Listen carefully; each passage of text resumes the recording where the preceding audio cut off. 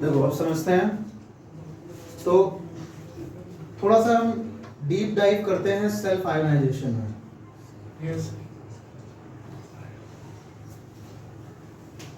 जब deep dive करेंगे इसमें तो ये तुम्हें और मैं साथ में क्लियर करवा दूंगा, क्योंकि ये इनडायरेक्टली रिलेटेड है उससे। ठीक है, तो सेल्फ आयोनाइजेशन किसका था? वाटर का। जिसमें हमने पढ़े कि ये मॉलिक्यूल्स आपस में टकराते हैं और क्या बनाते हैं? H3O दो मॉलिक्यूल्स टकराए और H प्लस बनाया, लेकिन वो पानी में मिक्स नहीं हो सकता, मतलब वो स्टेबल नहीं है, एग्जिस्ट नहीं कर सकता। वो H2O से मिक्स होकर के क्या बना देगा? H3O+ और OH-। ठीक है, यस तो hydronium ion is actually made through H plus ion only. तो you can say hydrogen ion का बर्थ कैसे होता है? H प्लस आयन की वजह से। ठीक है, कह सकते हैं ना H plus ion gives birth to this H3O plus ion, hydronium ion. So this is what is happening here. One is making this and one is making this. ठीक है, एक वो बना रहा है, एक वो बना रहा है। कैसे बना रहा है इसको अलग से पढ़ेंगे, क्योंकि अभी हमारे उसको इस पे रखना है। ठीक है, तो मैंने एक और चीज बताया कि this process is reversible in nature, इसलिए यहाँ पे ये ना लगा करके ये लगाएंगे, क्योंकि ये बार बार होता रहता है। ये मिक्स करके फिर से H2O बना लिया। यस ठीक है, अब हमने ये टॉपिक डिस्कस किया था प्योर वाटर के बारे में, क्योंकि हार्ड वाटर में तो हमको पहले से ही पता है कि आयंस होते ही हैं। प्योर वाटर में आपको मिसकंसेप्शन है कि नहीं होते, वो मिसकंसेप्शन हमने दूर कर दिया। फिलहाल ये समझते हैं कि एक्सोथर्मिक है कि एंडोथर्मिक है। एंडोथर्मिक है, क्यों है, कैसे है, डिस्कस करेंगे बाद में, क्योंकि अभी कुछ और समझना है। ठीक है, प्योर वाटर की बात करते हैं, और प्योर वाटर की बात करने से पहले एक बहुत इंपॉर्टेंट टॉपिक बात करेंगे, जो हम इनडायरेक्टली अभी तक बात कर चुके हैं। वो टॉपिक है इक्विलिब्रियम। इक्विलिब्रियम क्लास 11 में पढ़ाया जाएगा केमिस्ट्री में। ठीक है, हमारी प्रेप वाली भी किताब में होगा। ठीक है, तो इक्विलिब्रियम पढ़ने नहीं जा रहे, इक्विलिब्रियम पानी का पढ़ेंगे बस। ठीक है, उसी से जुड़ा हुआ है लेकिन। तो देखो, इक्विलिब्रियम का कहने का मतलब है इक्विलिब्रियम किसका? Water ions. किसका? आयंस का। When the ions are balanced, in this case, in case of water, then we say that the concentration of ions are in equilibrium. समझ में आया? कहने का मतलब ये है भाई कि H3O plus जो है बराबर है OH minus के। और ये स्टेज है, इसको कहते हैं कि the ions are in equilibrium state. Ions किस स्टेट में है? इक्विलिब्रियम स्टेट में है। ये जब इसके बराबर है तो आयंस कैसे स्टेट में है? इक्विलिब्रियम स्टेट में है। ठीक है, ये क्लियर हो गया ना? यस इसी टॉपिक से एक सब टॉपिक निकल के आता है, ये भी क्लास 11 का ही है, लेकिन मैं बता देता हूँ, ये टॉपिक छिड़ गया तो। Equilibrium constant.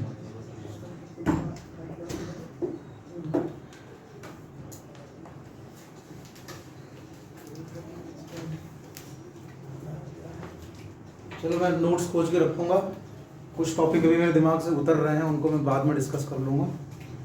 ये इसको लेकिन कर लेते हैं इक्विलिब्रियम कांस्टेंट। तो इक्विलिब्रियम कांस्टेंट क्या है? ये डिनोट होता है, if I am not wrong,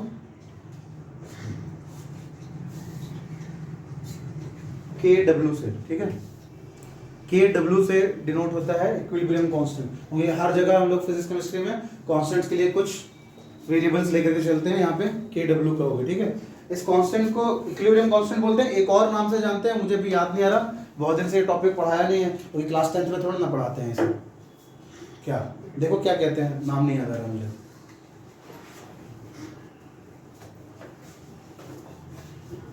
ionic constant of water बोलते हैं शायद, आयोनिक प्रोडक्ट भी बोलते हैं शायद। नहीं, आयोनिक प्रोडक्ट, हाँ एक सेकंड देखो, इसको कहते हैं KW equal to OH sorry H3O plus into OH minus. ध्यान से देखो, KW की वैल्यू क्या है? H3O+ H3O plus into OH minus. KW की वैल्यू क्या है? H3O KW क्या है? इक्विलिब्रियम कांस्टेंट है। क्या है? कांस्टेंट। इक्विलिब्रियम का कांस्टेंट है। सर KC है वहाँ पे W के। अरे एक ही चीज है, KC KW सब एक ही चीज है। KW की वैल्यू क्या है? H3O प्लस बीच में into OH minus. Understood? Yes sir. So आप इसको इक्विलिब्रियम कांस्टेंट कहोगे, इसको प्रोडक्ट ऑफ आयोनिक कांस्टेंट भी जहां तक ये कहा जाता है, प्रोडक्ट ऑफ आयोनिक कांस्टेंट। ठीक है, तो अब एक चीज समझना है कि अगर मैं इस KW के जगह अब सॉरी KW इक्वल टू अब मैं H3O plus into H3O plus लिखूं तो क्या ये गलत हो जाएगा? नो क्यों मैंने ऐसे लिख दिया?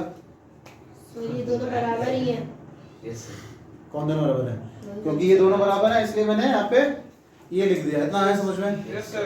अब KW की वैल्यू कितनी आ गई भाई? H3O plus स्क्वायर आ गई। Yes sir. ठीक है, अब KW जो है देखो यहाँ पे लिखता हूँ, KW की जो वैल्यू होती है, अभी मैंने क्या लिखा था 1.0 into 10 to the power minus 7 लिखा था ना, Yes sir. तो 1.0 into 10 to the power minus 14 हो जाएगी इसकी वैल्यू। बिल्कुल। ठीक, KW की वैल्यू कितनी हो जाएगी? 1.0 into 10 to the power minus 14। ठीक है, बिल्कुल। तो मैंने ये बेटा 1.0 into 10 to the power minus 7 किसकी वैल्यू बताई थी? H plus. OH माइनस की बताई थी। तो अगर OH माइनस और ये दोनों सेम है तो इसका मतलब इसकी वैल्यू कितनी हो गई? अरे सेम ही हो गई कि नहीं भाई? Yes sir. Yes sir. Same हो गई कि नहीं हो गई? बिल्कुल। ठीक है, तो अगर तुम इसको चलो इसको भगा दो, इसको इस पर स्क्वायर नहीं करेंगे, सिंपल सा है। KW की वैल्यू कितनी? KW की जो वैल्यू है ये हो गई 1.0 into 10 to the power minus 7 into 1.0 into 10 to the power minus 7 हो गई कि नहीं हो गई? Yes sir. इनको कर दोगे तो कितना आ जाएगा KW का value? 1 into 10 to the power minus 14. Prove हो गया ये? तो कोई इसकी यूनिट है कुछ? प्रूव हो गया। मोल मोलर कॉन्सेंट्रेशन निकाल रहे हो ना भाई? मोल या फिर जूल? उसका मोल। मोल जूल जूल में नहीं हो सकता। जूल में क्या आएगा? ये दिखा रहा था ना। Molar concentration. चैट जीपीटी दिखा रहा था। अरे तो जो जूल वाला अलग कॉन्सेप्ट होगा, हम यहाँ पे मोलर कॉन्सेंट्रेशन की बात कर रहे हैं। भैया एक बात बताइए, मैथ्स में सुनो, मैथ्स में जब आप किसी प्रोडक्ट को करते हो तो ऐसे करते हो ना, हाँ। मैंने यहाँ डब्बा लगाया कुछ तो बात होगी, मैंने यहाँ पे वो कॉमन ब्रैकेट लगाया क्या?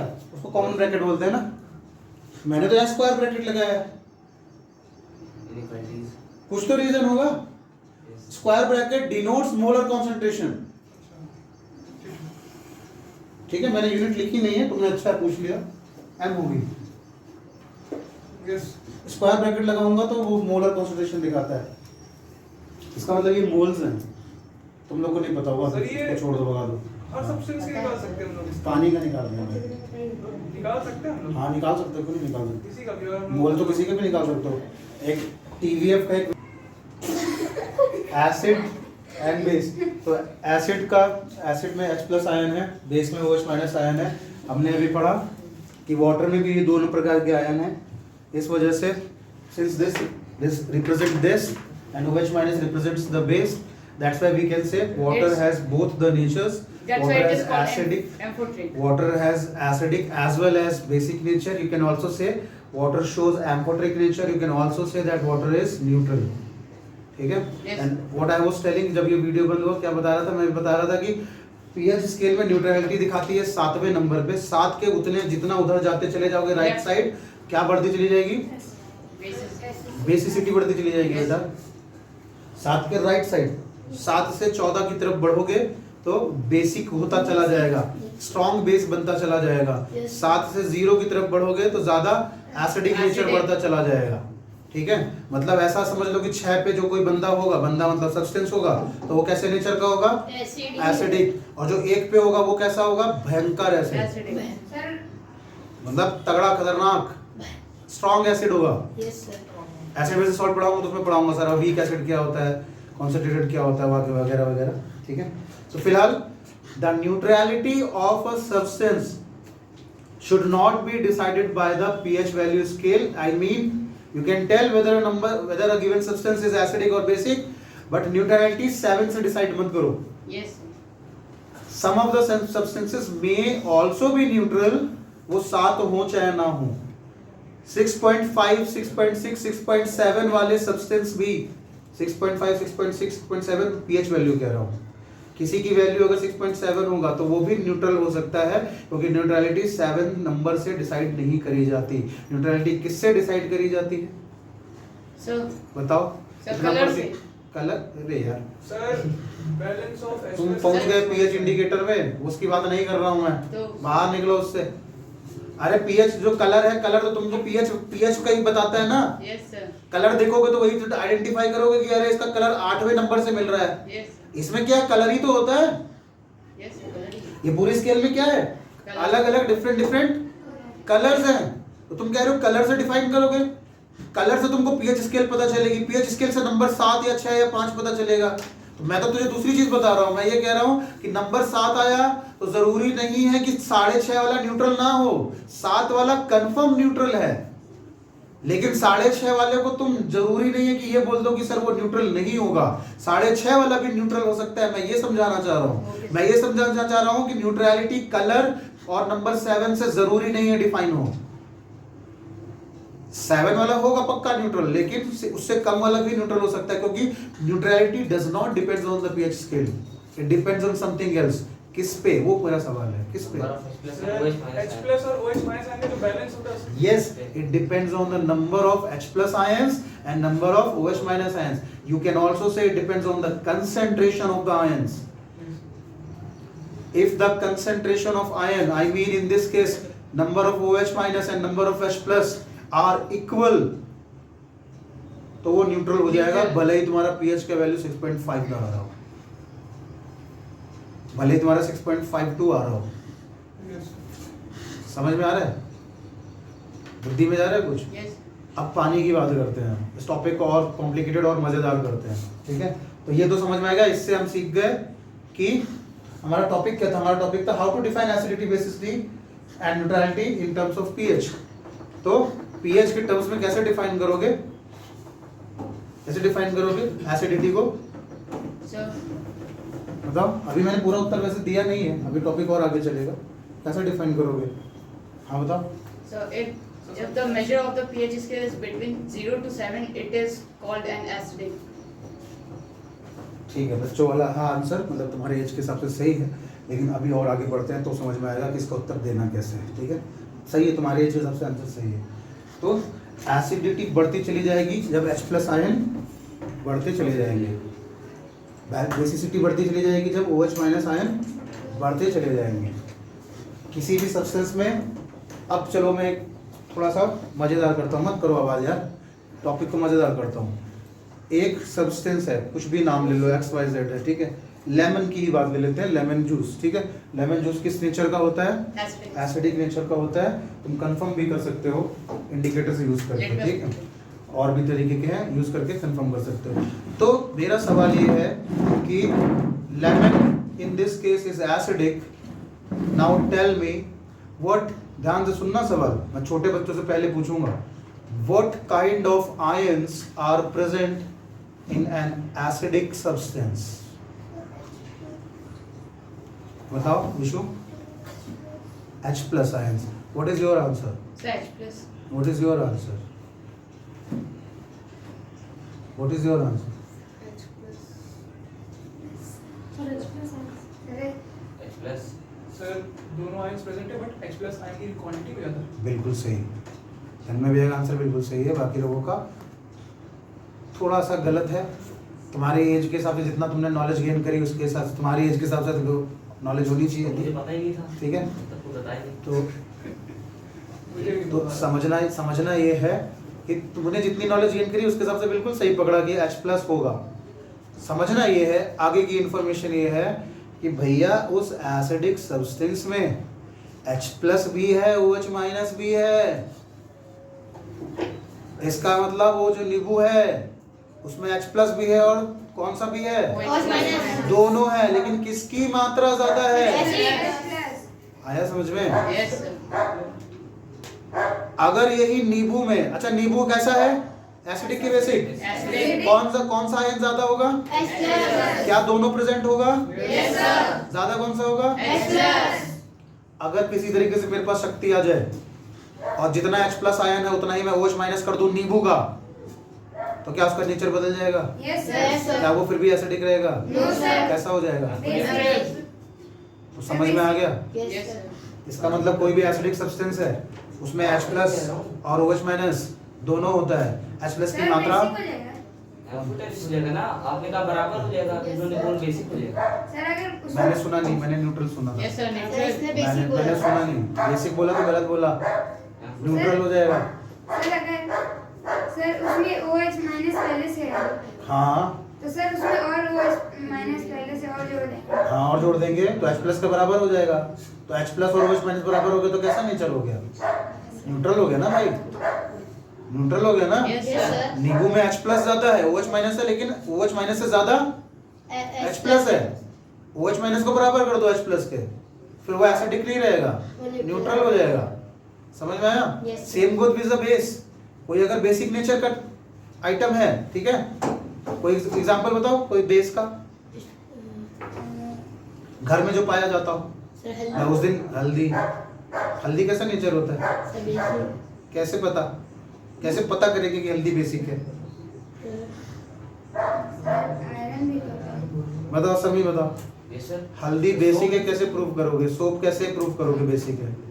प्रूव करना है। इंडिकेटर से। Sir, indicator। हल्दी बेसिक है हल्दी तो दे देंगे इंडिकेटर। कि हल्दी इंडिकेटर है? अच्छा मान लो पता ही करना हो कि हल्दी एसिडिक है कि बेसिक है, तो कैसे पता करोगे? हाँ मान लो हल्दी को देखो, बाय द वे हल्दी is an indicator, it tells you दूसरा सब्सटेंस एसिडिक होगा कि बेसिक होगा। मान लो मुझे हल्दी को पता करना है कि एसिडिक है बेसिक है, तो दूसरे इंडिकेटर में टेस्ट कर लो, Yes, sir. Aqueous में करके उसको. किसी दूसरे में टेस्ट कर लो।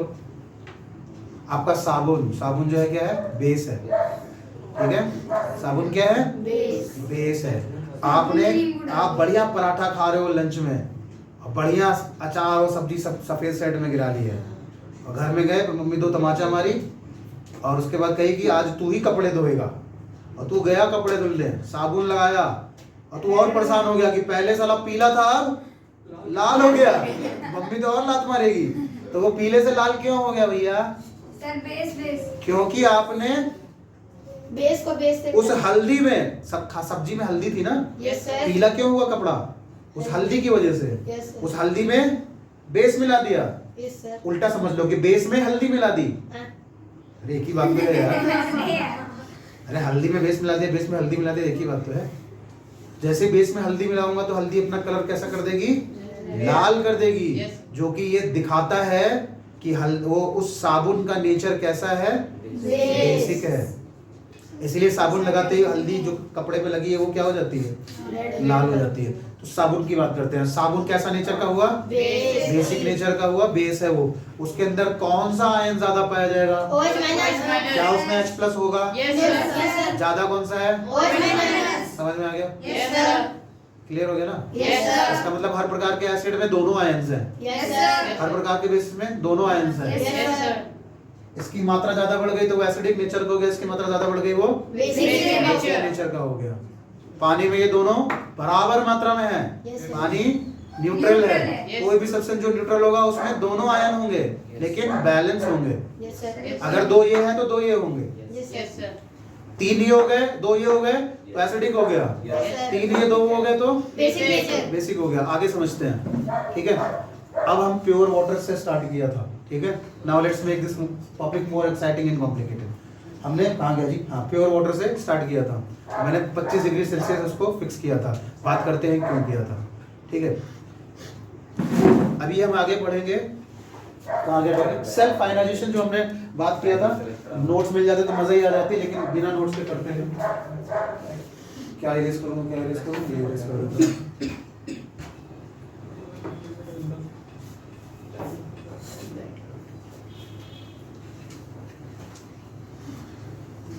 आज की बात याद रखना, पानी जो है एम्फोटेरिक नेचर का है, या तो न्यूट्रल बोल दो। न्यूट्रल बोलने से बच्चा ये नहीं समझ पाता कि एसिडिक बेसिक बोथ है, लेकिन तुम्हें याद रखना कि पानी के अंदर एसिडिक बिहेवियर भी है, न्यूट्रल भी है, और बेसिक बिहेवियर भी है। दोनों बैलेंस्ड है, यस सर। दोनों बैलेंस्ड है। अब हाँ बोलो, ठंडी लग रही है, कहाँ गया तू?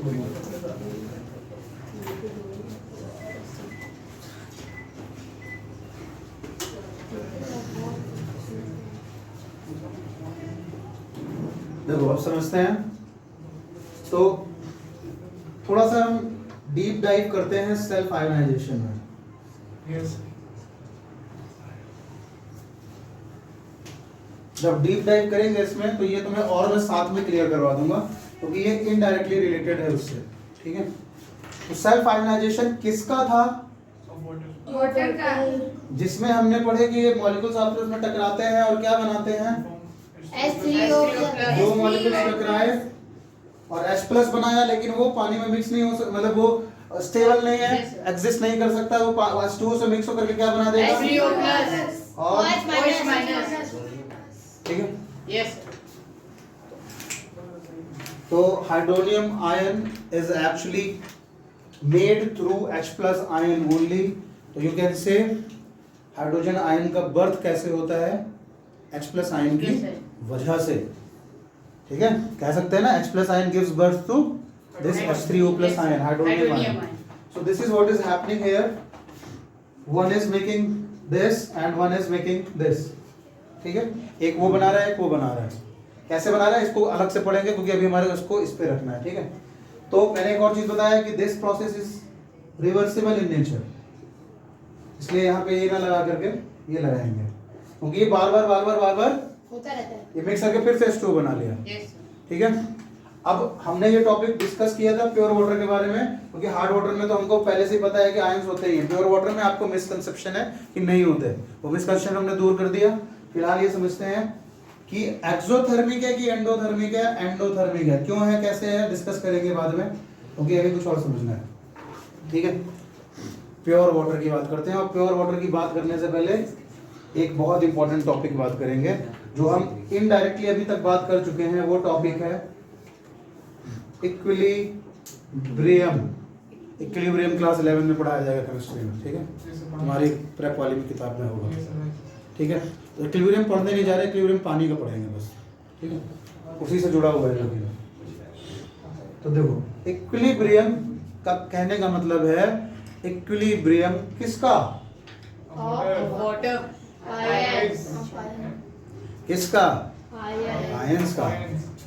When the ions are balanced, in this case, in case of water, then we say that the concentration of ions are in equilibrium. समझ में आया? मतलब क्या है? कहने का मतलब ये है भाई कि H3O plus जो है बराबर है इसके OH minus के। और ये स्टेज, जो ये स्टेज है, इसको कहते हैं कि the ions are in equilibrium state. Ions किस स्टेट में है? इक्विलिब्रियम स्टेट में है। ये जब इसके बराबर है तो आयंस कैसे स्टेट में है? इक्विलिब्रियम स्टेट में है। ठीक है, ये क्लियर हो गया ना? Yes Yes. इसी टॉपिक से एक सब टॉपिक निकल के आता है, ये भी क्लास 11 का ही है, लेकिन मैं बता देता हूँ ये टॉपिक छिड़ गया तो। मैं बता रहा हूँ। Equilibrium constant.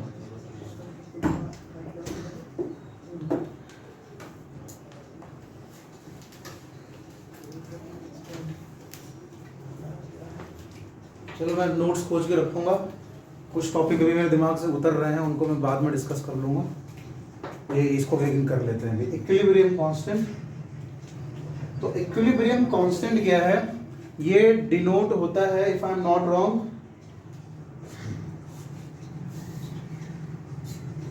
KW से। ठीक है, KW से डिनोट होता है इक्विलिब्रियम कांस्टेंट। ये हर जगह हम लोग फिजिक्स केमिस्ट्री में कांस्टेंट्स के लिए कुछ वेरिएबल्स लेकर के चलते हैं, यहाँ पे KW का होगा। ठीक है, इस कांस्टेंट को इक्विलिब्रियम कांस्टेंट बोलते हैं। एक और नाम से जानते हैं, मुझे भी याद नहीं आ रहा, बहुत दिन से ये टॉपिक पढ़ाया नहीं है, क्योंकि क्लास 10th में थोड़ा ना पढ़ाते हैं इसे। क्या देखो क्या कहते हैं, नाम नहीं याद आ रहा मुझे।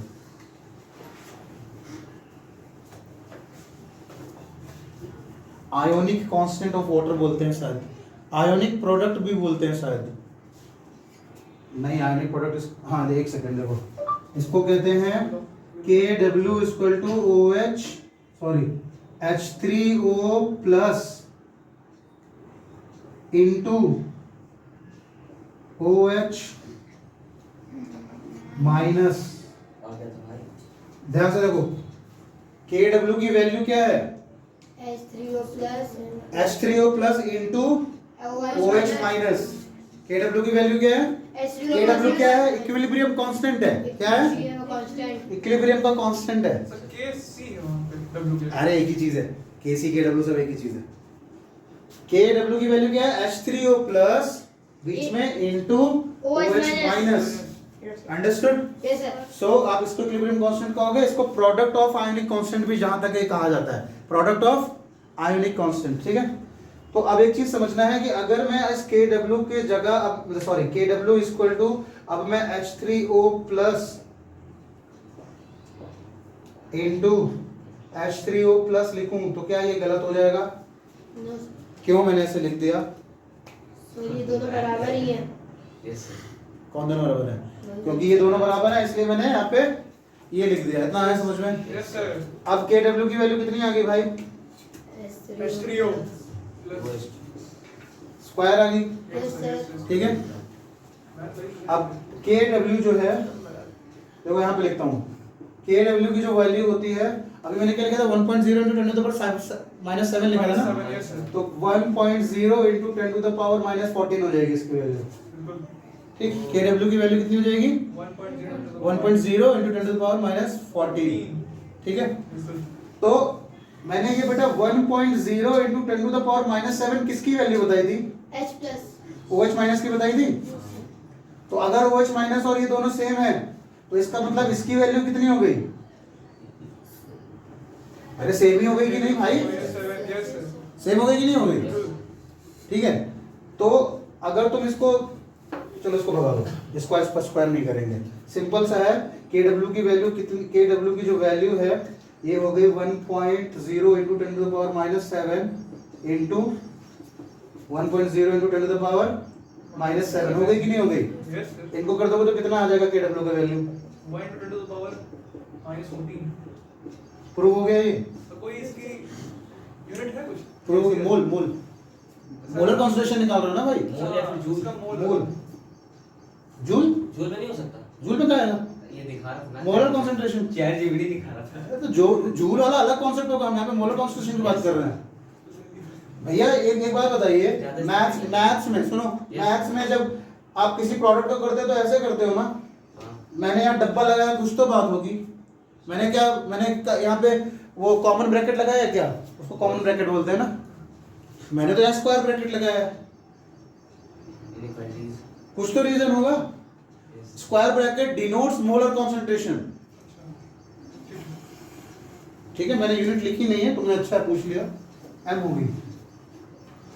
यस स्क्वायर ब्रैकेट लगाऊंगा तो वो मोलर कॉन्सेंट्रेशन दिखाता है, इसका मतलब ये मोल्स हैं। तुम लोग को नहीं पता होगा, सर, ये- इसको छोड़ दो, भगा दो। हर सब्सटेंस की निकाल सकते हैं हम लोग इसका? पानी का निकाल दिया मैं। निकाल सकते हैं हम लोग हाँ निकाल सकते हो, क्यों नहीं निकाल सकते? किसी का भी? और हम लोग- मोल तो किसी के भी निकाल सकते हो। एक TVF का एक समझ में आया? Equilibrium of ions, equilibrium constant होता है, इसको KW कहते हैं, और KW into product of H3O plus into, तुमको नहीं समझ में आएगा तो तुम्हारा it is okay to you not understand, but बड़े बच्चों को समझ में आना चाहिए। तो यहाँ पे ये मल्टीप्लाई हुआ। इससे पहले हम बात कर चुके हैं कि अगर इक्विलिब्रियम में है तो ये बराबर है, यस सर। क्योंकि हम न्यूट्रलिटी वाला केस लेके चल रहे हैं। न्यूट्रलिटी वाला केस क्यों लेके चल रहे हो सर? पानी का बात कर रहा हूं ना, पानी कैसा नेचर का होता है, न्यूट्रल। इसलिए हम इक्वल वाला केस लेके चल रहे हैं। Yes sir. नहीं यार, फैन चलाऊंगी आवाज आएगा, थोड़ा गर्मी बर्दाश्त करो, ठीक है। तो सिंस पानी is neutral, that is why H3O plus would be equal to OH minus and KW constant is the product of the ions, and product of the ions करोगे तो यहाँ पे रिप्लेस कर देगा, इसका मोल में वैल्यू इतना होता है, जब ये करोगे तो KW का वैल्यू इतना आ जाएगा जो मैंने लिखा, ठीक है। तो व्हाट वाज माय मोटो, क्या मेरा मेन मोटिवेशन क्या था इसके पीछे, मेरा एम क्या था? ये वैल्यू पढ़ाना नहीं, मैं कुछ और समझाना चाहता हूँ। मैं समझाना ये चाहता हूँ कि प्योर वाटर जो होता है, देखो ऊपर वाला ये चीज हटा रहा हूँ मैं, प्योर वाटर जो होता है, सेल्फ आयनाइजेशन का ही टॉपिक है ये, ठीक है। प्योर वाटर जो होता है वो 25 डिग्री में, जो मैंने अभी एसी में लगाया था टेम्परेचर, सर बॉन्ड वाला। अगर मैं नौटंकी करते देखा देख लीजिए सर। तो बेटा बहुत बुरा हो जाएगा, जान लेना। प्योर वाटर 25 डिग्री सेल्सियस पे न्यूट्रल तो रहेगा ही। यस यस तो ये जो लिखा है मैंने ना, ज़्यादा गीला हो गया क्या? 1.0 into 10 to the power minus 14 moles, ये 25 डिग्री सेल्सियस पे है। 25 डिग्री सेल्सियस पे जो पानी के अंदर OH माइनस और हाइड्रोनियम आयन का कंसंट्रेशन होगा वो है ये। 25 डिग्री सेल्सियस पे पानी के अंदर जो हाइड्रोनियम आयन और हाइड्रोक्साइड आयन का कंसंट्रेशन होगा वो है ये। आया समझ में थोड़ा बहुत? Yes sir. ऐसा कुछ है क्या कि जो pH में 7 की वैल्यू है ये है बिल्कुल सही पकड़े हो। ना? अभी पकड़ाऊंगा थोड़ा सा और आगे, पकड़ लिए हो, वहां पर टॉपिक तक पहुंच गए हो, ठीक है? तभी तो मैं कह रहा हूं जोड़ूंगा उसको भी आखिरी में, ठीक? फिलहाल इतना समझ में आया कि ये जो मैंने निकाल के भी दिखाया, इसको छोटे बच्चे इसको छोड़ दें, कोई नहीं समझने की जरूरत है, बड़े बच्चों के लिए फायदेमंद है। ये जो मैंने वैल्यू निकाला ये 25 डिग्री सेल्सियस पर, तो जो मैंने एसी का टेम्परेचर बढ़ा के किया था 25, और मैंने कहा था इसको मैं समझाऊंगा क्यों किया मैंने, क्योंकि मैं समझाना नहीं चाह रहा था कि इस पानी का टेम्परेचर इस वक्त उतना है, तो इस पानी का जब तक लाइट थी तो ये वैल्यू थी कांस्टेंट के की। इसके अंदर जो OH की कंसंट्रेशन और जो इसकी H3O+ की कंसंट्रेशन थी वो ये थी। मतलब जब पानी 25 डिग्री सेल्सियस पे होगा उसके अंदर, ध्यान से समझो, फिर से दिमाग को केंद्रित करो इस वक्त। मैंने कहा पानी के अंदर लगातार लड़ाई होती है, तो लड़ाई बढ़ जाएगी जब टेम्परेचर बढ़ जाएगा। इसका मतलब 25 पे लड़ाई इतनी मात्रा में हो रही है, इतनी मात्रा में, ये तुमको क्या बता रहा है? कंसंट्रेशन ऑफ आयंस बता रहा है ना, उसका कांस्टेंट है ये, ठीक है? देखो इट मे टेक टाइम दिमाग में जाने में, लेकिन थोड़ा थोड़ा समझो। ये तुम्हारा टॉपिक भी नहीं है, मैंने सोचा क्योंकि कल ये बात उठी जब, तो मुझे लगा कि इसको डिस्कस करना चाहिए, ठीक है? और सेल्फ फाइनलाइजेशन वाले टॉपिक तो अभी सामने मेरे निकल के चला आया, उस पर जाना भी नहीं था हमको। तो ये मामला कितने डिग्री सेल्सियस का है? 25 का है। तो मैं ये कह रहा हूं इसी प्योर पानी को अगर मैं टेम्परेचर बढ़ा दूं, टेम्परेचर क्या करा? बढ़ा दिया। तो मुझे एक चीज बताओ, सवाल पूछता हूं, देखता हूं दिमाग काम कर रहा है कि नहीं लोगों का। तो ये कॉन्सेंट्रेशन जो ये कांस्टेंट है, इसकी वैल्यू बढ़ेगी कि नहीं? वो कांस्टेंट 25 डिग्री पे है, ध्यान रखना, वो 25 डिग्री पे कांस्टेंट है। लेकिन मैं 60 कर दूं, टेम्परेचर बढ़ा दूं उस पानी का, तो उसकी कॉन्सेंट्रेशन की वैल्यू बढ़ेगी कि नहीं बढ़ेगी? इसकी मुझे एग्जैक्ट वैल्यू याद नहीं है, 9 पॉइंट समथिंग हो जाएगी, 9 point something into 10 to the power minus 14 हो जाएगी, ठीक है? एग्जैक्ट वैल्यू याद नहीं है, ठीक है? That's why I told you, इस टॉपिक को पढ़ा हुआ बहुत जमाने हो गए हैं मेरे को, नोट्स बनाए भी जमाने हो गए, एग्जैक्टली मुझे इस समय याद नहीं है, लेकिन 9 point something into 10 to the power minus 14 हो जाएगी। तो अगर मैं ये कहता हूं 9 पॉइंट समथिंग इंटू 60 डिग्री पे, 25 डिग्री पे इतनी है, 60 डिग्री पे क्या हो जाएगी? 9 point something into 10 to the power minus 14 हो जाएगी। व्हाट डज दिस रिजेंबल्स, ये क्या समझाता है? 25 डिग्री पे इतना वैल्यू, 60 डिग्री पे 9 point something into 10 to the power minus 14 value, ये क्या शो कर रहा है? इससे क्या समझ पाते हो आप? बता बहुत, अगर इसको बता लेगा तो मैं मान जाऊंगा भाई कि दिमाग काम कर रहा है। टेम्परेचर बढ़ रहा है तो आयंस का कंसंट्रेशन बढ़ रहा है। बिल्कुल सही बोला भाई, टेम्परेचर बढ़ने से H+ की मात्रा बढ़ गई और OH- की मात्रा बढ़ गई। बिल्कुल सही पकड़े हो, समझ में आया? तो जब तक ये 25 डिग्री, मान लो कि ये 25 डिग्री पे था, इसकी कंसंट्रेशन की जो मात्रा थी, और एक पानी जो गर्म हुआ 30-40 डिग्री पे था, किसमें आयंस का कंसंट्रेशन ज्यादा होगा? जो ज्यादा गर्म वाला है। इतना क्लियर हो गया ना? Yes sir. तो इसमें if the temperature is raised, बीट तुमने कैसे भी बढ़ाया, हीट करके बढ़ाया या तो नॉर्मली छोड़ दिया तो टेम्परेचर बढ़ गया, ठीक है?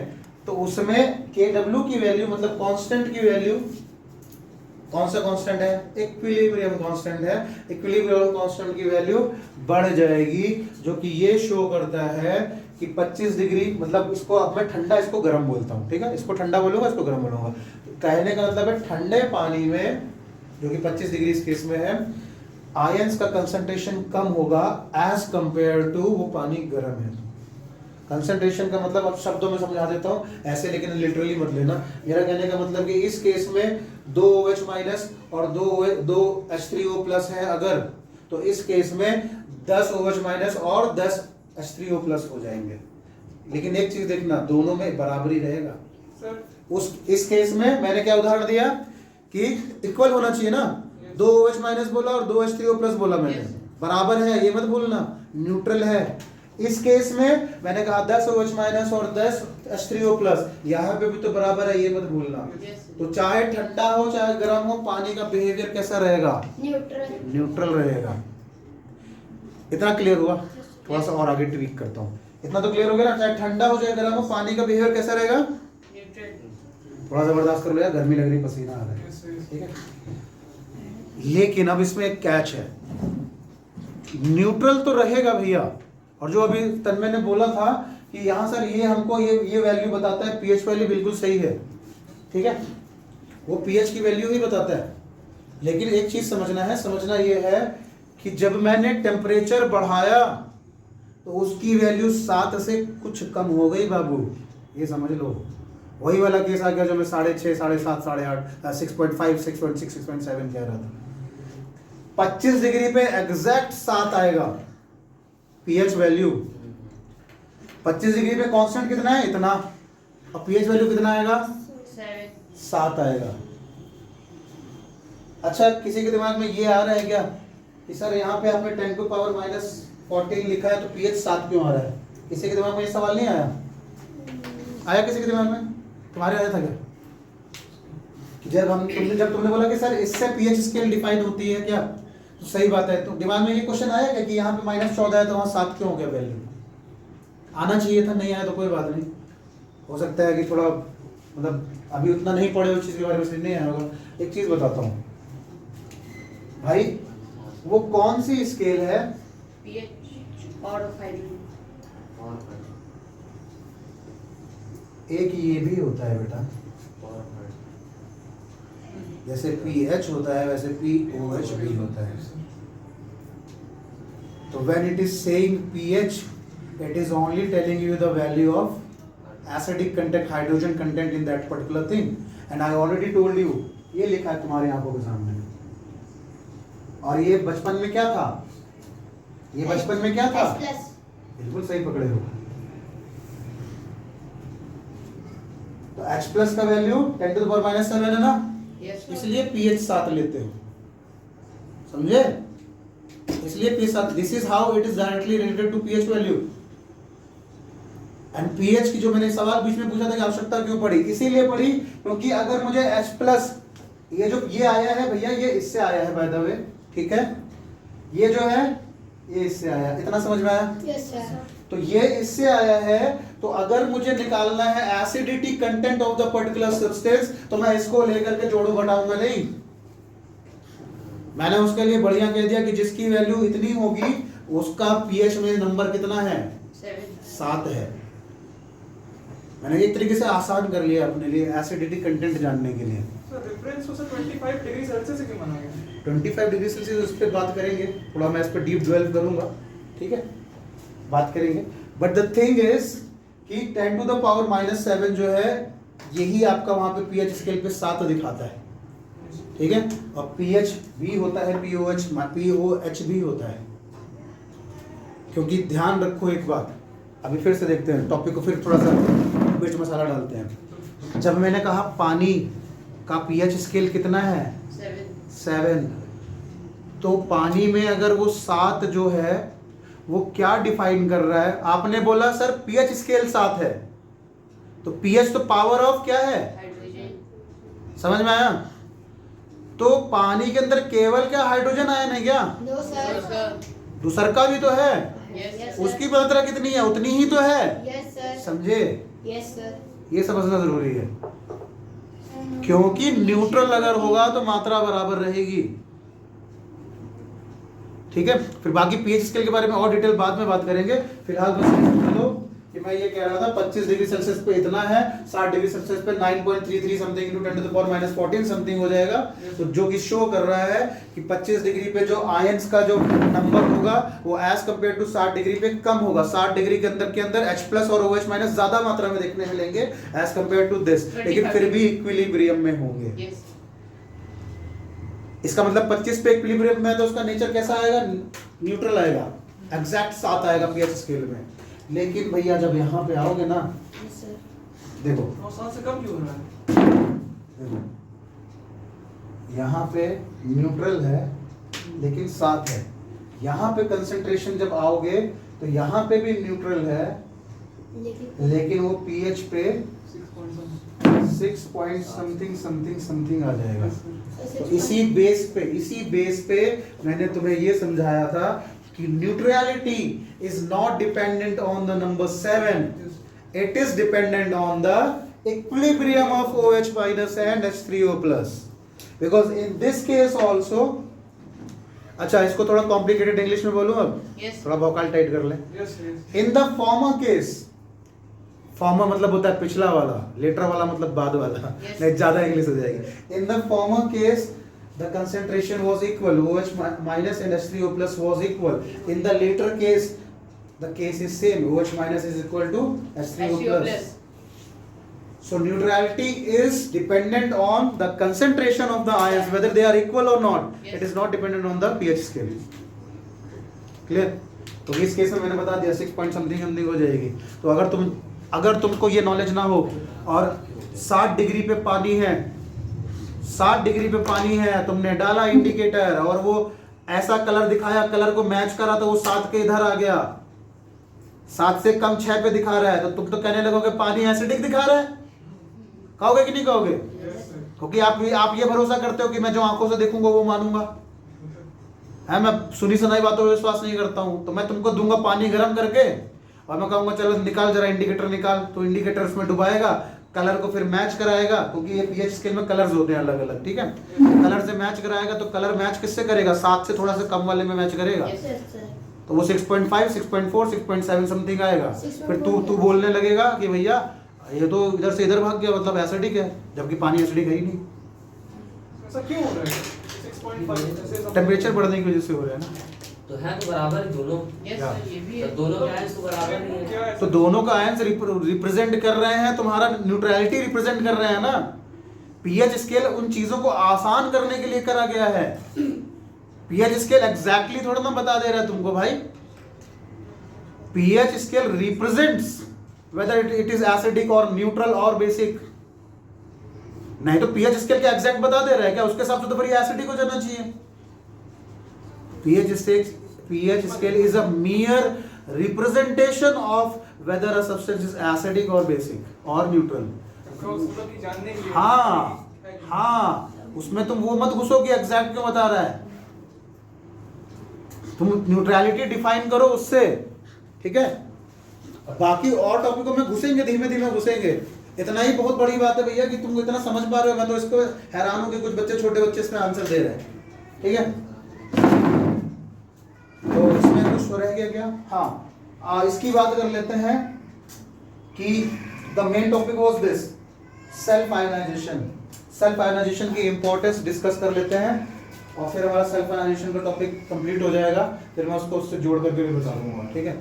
सेल्फ आयनाइजेशन का जो टॉपिक है अपना, उसको ध्यान से समझो कि व्हाट इज द इंपॉर्टेंस। यहाँ पे तुम्हें ये समझना है कि जो सेल्फ आयनाइजेशन प्रॉपर्टी है किसकी है? पानी की।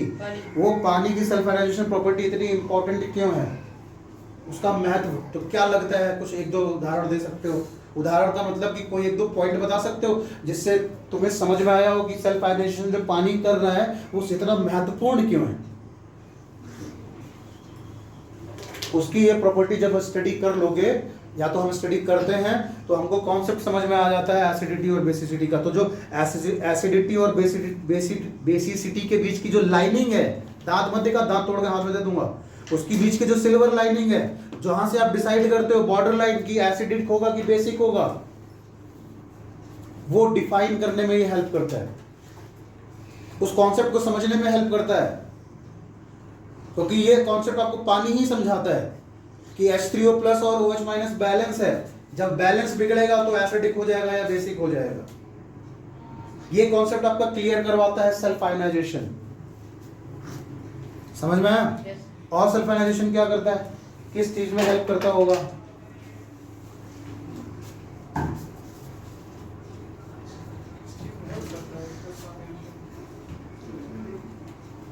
बताओ किस चीज में हेल्प करता होगा?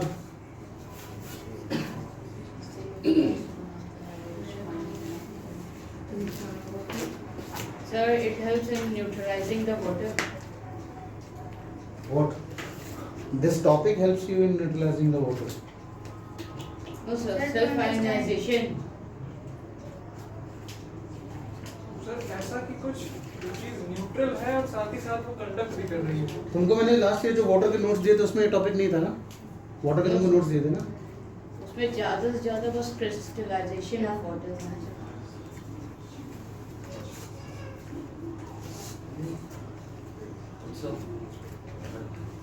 इसमें नहीं है। बहुत भारी है। बोल गई।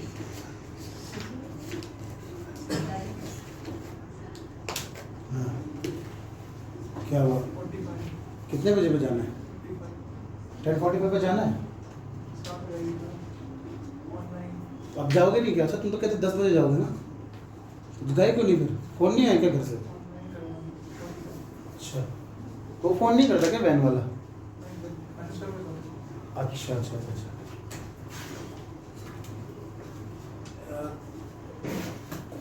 मुझे अभी खोज लेना चाहिए था। चलो ठीक है, इसको इतने में रोकते हैं। आपके देखिए बायोलॉजी में भी इम्पोर्टेंस शो करता है। आप जो पढ़ते हो ना, सेल का नेचर कैसा होना चाहिए, ना ज़्यादा एसिडिक ना ज़्यादा बेसिक होना चाहिए, ठीक है? तो उसको अंडरस्टैंड करने में भी हेल्प करता है कि कांस्टेंट कितने हैं क्या नहीं है। तो कुल मिलाकर के this topic is very very important, ठीक है? और नेक्स्ट कभी कुछ जब डिस्कस करेंगे इसको तो और भी डिटेल्स बात करेंगे सेल्फ आयनाइजेशन प्रॉपर्टी में, ठीक है? और इसमें इसको एक और नाम होता है इसका, ऑटो प्रोटोलिसिस भी कहते हैं। ऑटो प्रोटोलिसिस भी कहते हैं क्योंकि प्रोटॉन का डोनेशन जो हो रहा है मैंने बताया था, Yes sir. ठीक है? चेक करो जरा, ऑटो प्रोटोलिसिस चेक करो, या तो other name of self ionization check करो। Other name of self ionization, auto ionization तो मैंने बताया ही है, auto protolysis other name of self ionization. तुम लोग को जाना है, मुझे वो करवाना है भाई, न्यूट्रिशन करवाना है। अरे बेटा उसका तुमको तो मैं भी टाइम दे दूंगा, खाना खा के आओ, फिर तुम्हारा वो करवाऊंगा मैं। हाँ तुम बैठे रहो फिर। न्यूट्रिशन तुम लोग पहले होगा। सर ऑटो ही बता रहे हैं खाली। आयनाइजेशन बता रहे हैं और ऑटो डिसोसिएशन बता रहे हैं। डिसोसिएशन तो होता ही अलग करना, ऑटो प्रोटोलिसिस।